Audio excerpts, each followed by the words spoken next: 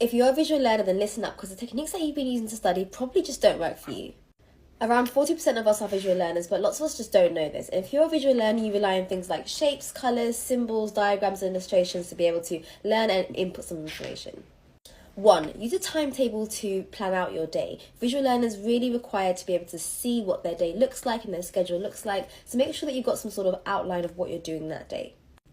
Use symbols or some sort of colour coding in order to be able to identify the different parts of your work. So I like to use things like exclamation marks, stars and asterisks where I want to point out certain things that I want to remember or come back to in the future.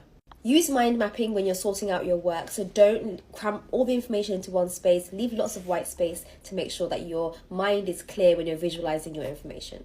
Ask for a demonstration or for a diagram when you're being taught something. This really helps with understanding it better. Last but not least, ask your lecturer if you can get hold of the lecture notes before your lecture, because then you can keep track of the information that's being processed during the lecture.